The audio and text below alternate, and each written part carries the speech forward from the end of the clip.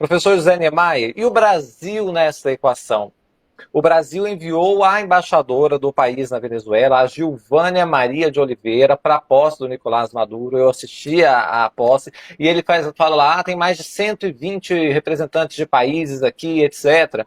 E aí, desse número que ele cita, o Brasil está lá com a embaixadora. O Brasil, o governo Lula, ele é crítico ao Maduro, passa pano para o Maduro, apoia essa ditadura ou não? Porque o Brasil estendeu o tapete vermelho para o Maduro não faz muito tempo, e agora houve uns desgastes, principalmente no ano passado.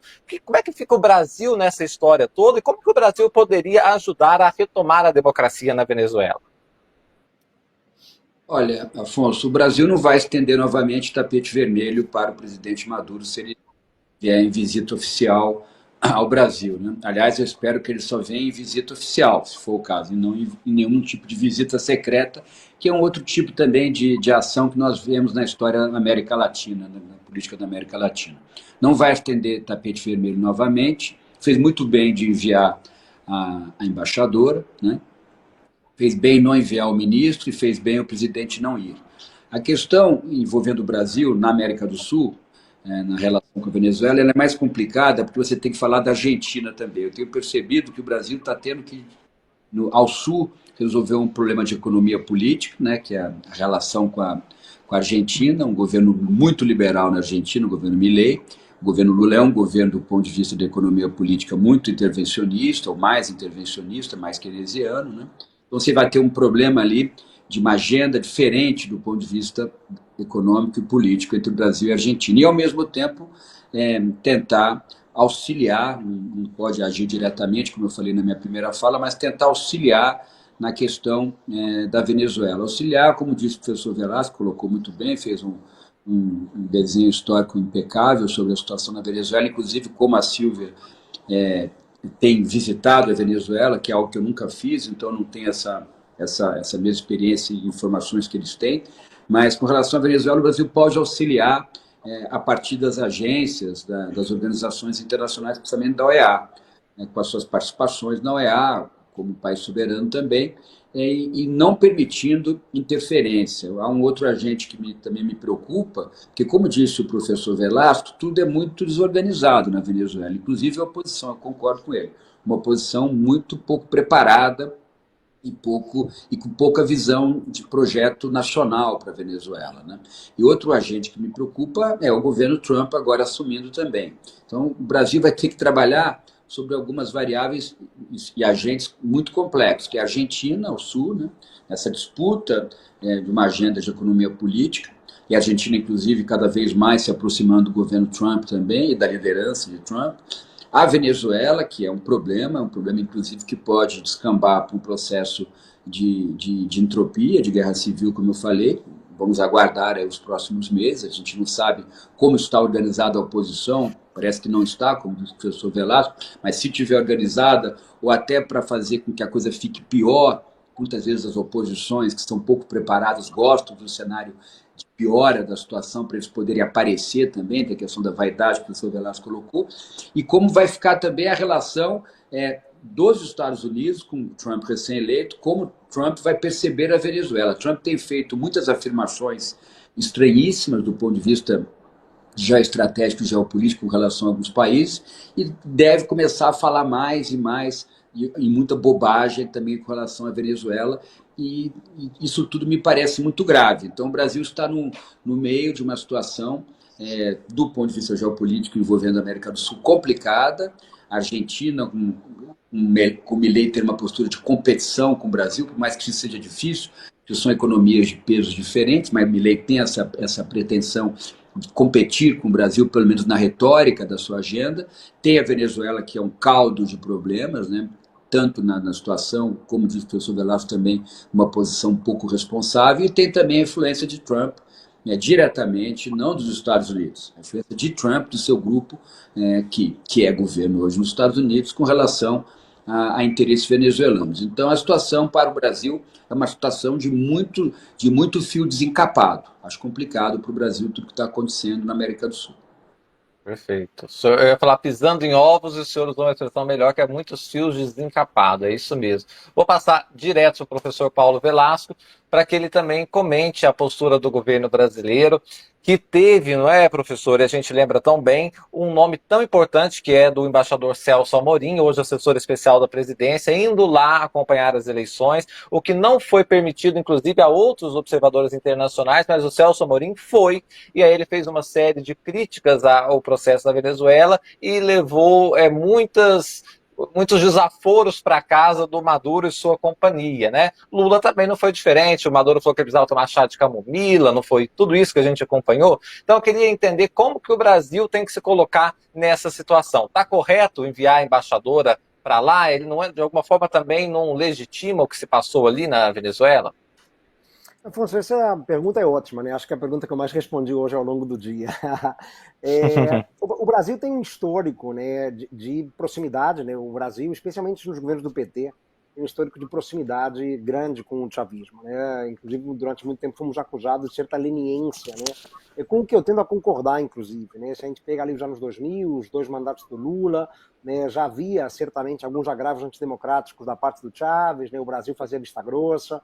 Depois, com a presidenta Dilma Rousseff, né, também, né, aí, tanto na era Chávez quanto na era Maduro, né, o Brasil, mais uma vez, né, passando a mão na cabeça da Venezuela, né, e evitando qualquer crítica maior ao chavismo, né, ou ao governo do Maduro.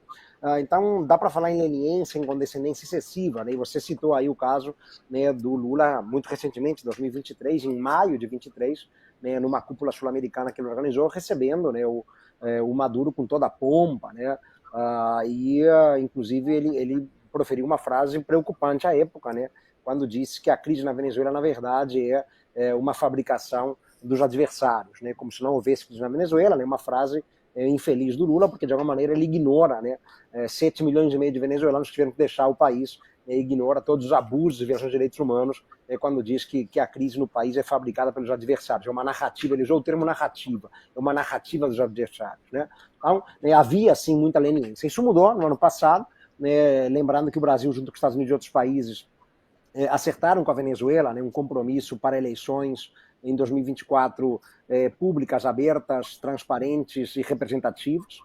E é tudo o que não aconteceu, né?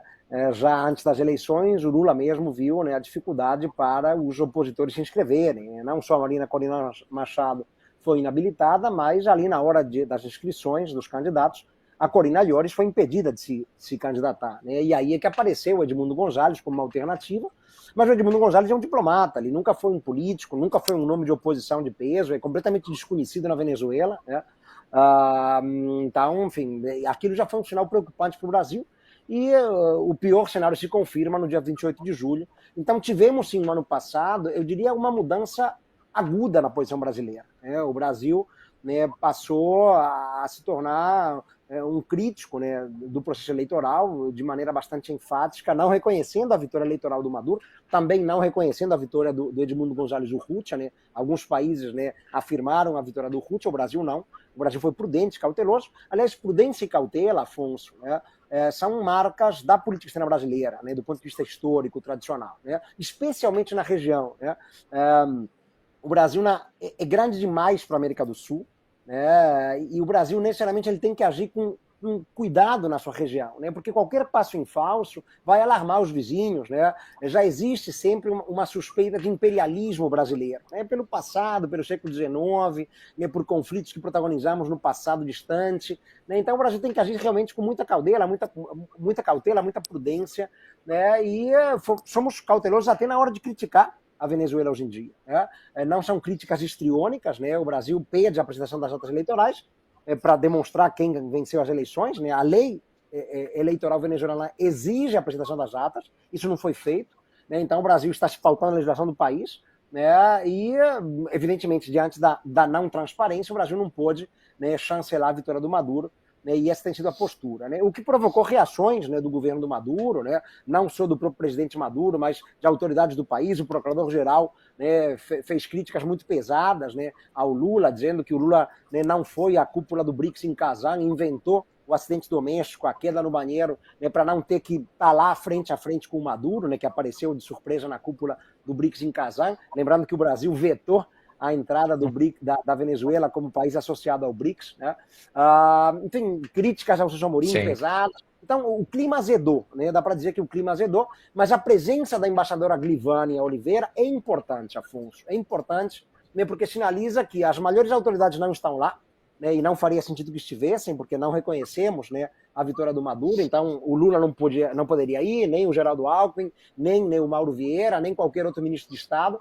É a nossa embaixadora residente em Caracas. Então, o Brasil não mandou ninguém de Brasília. É a nossa embaixadora junto ao governo venezuelano, a embaixadora Glivânia Oliveira, é que se fez presente, né, demonstrando, né, a presença de uma autoridade de baixa hierarquia, né, em comparação às que poderiam aparecer. Isso significa o quê? Basicamente, a indicação do Brasil de que queremos deixar uma porta aberta, né, para eventuais e futuros diálogos com o país. Né? O Brasil se sente um pouco também um síndico em sua região, Afonso, e quer deixar essa janela aberta para podermos eventualmente contribuir, né, com uma transição, né, com uma estabilidade, né, com algum processo. Né? Se não fosse ninguém, isso seria um indicativo ruim, né, um indicativo eventualmente de um Brasil inclinado a uma ruptura, né, de relações. Né? O Brasil não se pauta por ações tão extremadas do ponto de vista diplomático. Né? É raro vermos na nossa história, né, de mais de 200 anos, momentos em que rompemos relações com países. Houve, mas são muito raros esses momentos. Né? O Brasil evita esse tipo de ação um pouco mais radical em termos diplomáticos de política externa. Então, não ter ninguém presente à posse poderia sugerir, né, um Brasil que quer das costas de vez, quer romper relações, e não é o caso. Né? Então, mandamos uma autoridade de menor hierarquia, né, indicando a disposição dos Estados se relacionarem. Lembrando que as relações são entre Estados, não necessariamente entre governos. Né? Então está lá uma representante do Estado brasileiro, de baixa hierarquia, né, deixando uma porta aberta no eventual diálogo. Acho uma decisão acertada, não acho que signifique passar pano, não acho que signifique algo contraditório com o não reconhecimento da vitória do Maduro, né, apenas uma autoridade de menor hierarquia testemunhando, né, essa posse, né, meio farsesca, mas deixando uma porta aberta para um diálogo eventual e futuro que interessa ao Brasil. O Brasil sempre age, Afonso, temos que lembrar, em situações de crise na região, né, crises políticas nacionais, o Brasil sempre está pronto para tentar ajudar os vizinhos, né, e isso deixa uma janela aberta numa eventual ação brasileira que pode ser importante. Silvio, eu quero te ouvir sobre a posição do governo brasileiro, mas eu quero agregar também um ponto importante, que é de nomes da esquerda, na verdade. Né? O Maduro, por exemplo, convidou o MST e 4 petistas estiveram lá em Caracas. Além disso, por exemplo, um nome importante da esquerda latino-americana, que é o presidente do Chile, Gabriel Boric, está sendo muito duro todo o processo, sendo muito claro, né, dizendo eu sou de esquerda, mas é uma ditadura que passa a Venezuela, não vou condescender com isso. Hoje ele voltou a se colocar claramente, claro que ele não faz fronteira com a Venezuela, é um ponto a se considerar, claro que não tem o peso que o Brasil tem na região, outro ponto, enfim. E aí tem alguns nomes importantes, intelectuais, pessoas importantes no Brasil que ficam também defendendo ou contemporizando este regime do Nicolás Maduro, seja políticos, sejam estudiosos. Aí sim, eu vou passar para você com um caso que foge desses que tentam passar um verniz para o Maduro, que é o senador Randolfo Rodrigues. Ele escreveu um tweet, eu quero ler aqui. Posso ler? Você comenta em seguida todos esses pontos? Vamos ver então claro, o que disse o Randolfo Rodrigues aí. Paulo, olha, vamos ver junto o tweet dele. Está na tela? Deixa eu achar aqui. Aí, olha. O governo venezuelano é uma ditadura. E a posse do senhor Nicolás Maduro, ocorrida hoje, é ilegítima e farsante. Um regime que desrespeita direitos humanos, desrespeita a alternância de poder e não respeita a soberania da vontade popular. É um regime autoritário. Portanto, é dever de todo democrata, esteja onde estiver, condenar qualquer ditadura, seja de direita, seja de esquerda. Essa declaração do Randolfo, para você, parece um ponto fora da curva na esquerda, Silvio? Não, me parece uma mensagem razoável, uma mensagem, enfim, conivente, que diz respeito ao que de fato acontece na Venezuela. Ele está certo. Eu assino, enfim, vou dizer assino embaixo, mas enfim, é correta a avaliação dele.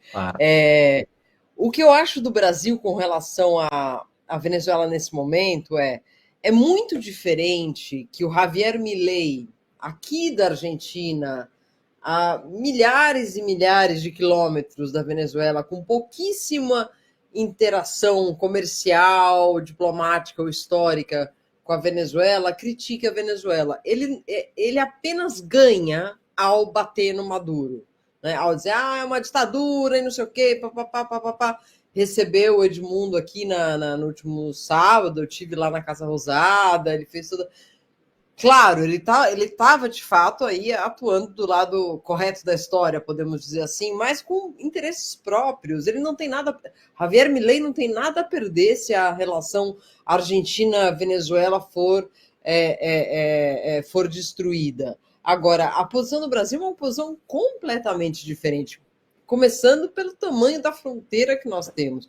Colômbia e Brasil são os grandes países que precisam votar com mais peso em qualquer decisão que tenha a ver com Venezuela. Por quê? Porque são os países que recebem mais imigrantes, a Colômbia mais que o Brasil, bem mais que o Brasil, e o Brasil pelo fato de ser a grande economia da região, da qual a Venezuela depende também. Então, o que o Brasil e a Colômbia falam com relação à Venezuela, isso sim tem importância. O que o Milei fala, e nem se fosse um outro, não estou só aqui criticando o Milei, nem se fosse um presidente querido e social-democrata da Argentina, eu estaria falando isso. A Argentina importa muito pouco nesse jogo, né? O Chile então, também.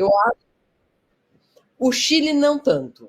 O Chile não tanto, te conto por quê, Afonso. O norte do Chile vem sendo uma rota de escape de muitos, mas muitos venezuelanos que vão ali por Arica, eles tentam atravessar por ali, enfim, o destino deles é Peru, Chile, esses países são muito visados pelos imigrantes. E isso causa, na população regional que recebe os imigrantes, um sentimento xenofóbico muito preocupante. Nas últimas eleições chilenas que eu cobri, aliás, esse ano que estamos, haverá outra eleição, esse foi um fator que contou muito, porque o Chile recebe muitos imigrantes venezuelanos, e isso conta na avaliação do presidente. Está recebendo bem, está recebendo mal, está recebendo demais, está recebendo de menos.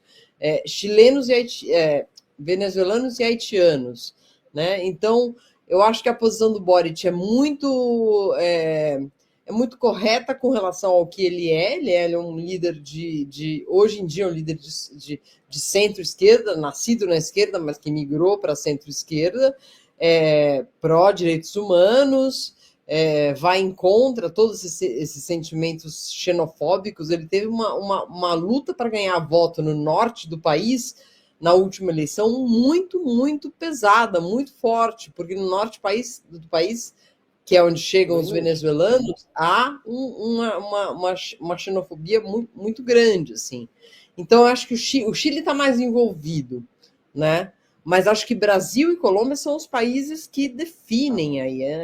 Na Colômbia tem quase 5 milhões de venezuelanos, a Colômbia tem 55 milhões de habitantes, quase 5 são venezuelanos, ou seja, é uma parte intrínseca do país, né? E eu acho que o fato, por exemplo, de o Brasil ter deixado essa porta entreaberta é importante, porque quem é que está cuidando dos 7 opositores venezuelanos, que são, em sua maioria, assistentes da Corina, mas que estão ali na embaixada da Argentina, que teve que ser esvaziada porque Maduro mandou os diplomáticos argentinos embora. Mandou embora. E havia 7 refugiados ali, pessoas que estão pedindo asilo, e pessoas que estão pedindo asilo não podem ser expulsas. Então elas estão lá, morando lá. Quem é que está cuidando dessa embaixada? O Brasil. Assim como está cuidando da embaixada do Peru. Então, o Brasil tem um peso diferente. Eu acho que não é a mesma coisa. O Brasil fala isso, a Argentina fala aquilo. O Milei é que está certo porque ele manda o Maduro lá para você sabe onde, e o Brasil não. Mas não é assim. A política internacional não é assim. A Argentina não tem tantas razões para ter essas preocupações com a Venezuela como o Brasil tem, né? Se surge, por exemplo, um problema de saúde, na fronteira Brasil-Venezuela, e é preciso vacinar a população local. O Brasil vai ter que falar não com o Edmundo Gonzalez, que está, sei lá, na República Dominicana, em Cúcuta ou em Madrid. Ele vai ter que falar com o Maduro, ele vai ter que combinar essa vacinação com o Maduro, ele vai ter que falar com o ministro da Saúde da autoridade ditatorial. É uma realidade isso, é triste, mas é uma realidade. Então, eu acho que o Brasil está sendo realista ao deixar essa porta entreaberta, porque é um país muito próximo. Nós brasileiros, principalmente nós brasileiros que moramos, que vocês, enfim, eu moro mais ao sul ainda, mas enfim, que moramos ao sul, que vivemos mais assim, em que a Venezuela parece uma coisa abstrata, precisamos parar de pensar na Venezuela como uma coisa abstrata, porque é um vizinho muito, muito próximo, apesar de fazer a fronteira com estados com os quais a gente praticamente não se preocupa, o que é um outro problema do Brasil, né? Mas enfim, o Brasil tem outro papel, é muito diferente o Brasil criticar ou tomar uma posição diplomática com relação à Venezuela do que a Argentina, o próprio Uruguai, enfim, embora o Uruguai esteja também bastante vocal aí contra o Maduro e o novo governo já seja mais, enfim, conivente, né? O Yamandu Orsi, que ganhou as últimas eleições.